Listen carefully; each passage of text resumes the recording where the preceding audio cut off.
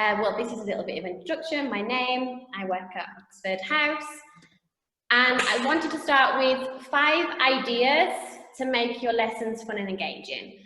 So some of you might already know these, you may have forgotten about them, but I wanted to just briefly go through them before we get on to talking about some fun game websites. So the first one is personalizing your lessons. So obviously at the minute with online teaching, we're using lots of PowerPoints, fun live worksheets, and just adding a little bit of personalization to those and using your students' names. So, you know, if you have like a little sentence, instead of just using like a random name, use your students' names in the class. You know, that will just add, you know, they will see their name and be a little bit excited. So it will just add to, you know, in that engagement a little bit more. The next one is equity sticks. So does anybody know what these are? No. So this is what they are. So basically, yeah, equity sticks, they have the students' names. So these are all different colours. What I did is I got my children to choose their favourite colour, or you can just have completely plain lollipop sticks and with their names on. So this is something I normally use in the classroom if, you know, I don't have a computer to choose the child. So, you know, if it's their turn, so you're not constantly, you know, choosing the same child, or it's, you know, so there's no arguments. It's nice to choose. So it's like, for example, okay, now it's going to be Daniella's turn.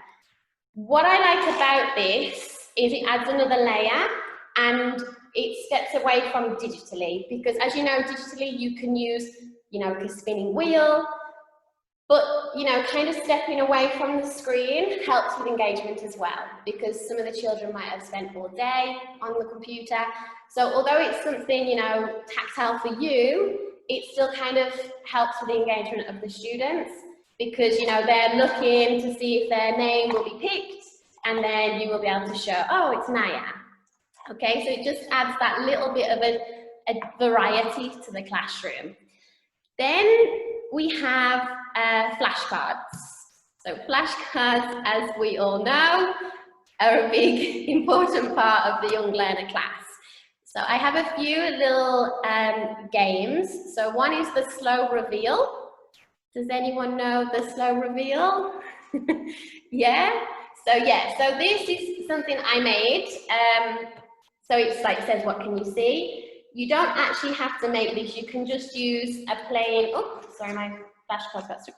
A plain piece of paper or a colour. And the idea is that you slowly reveal the animal or whatever it is. So what is this animal? A balloon. It's an animal. Tita, it's pink.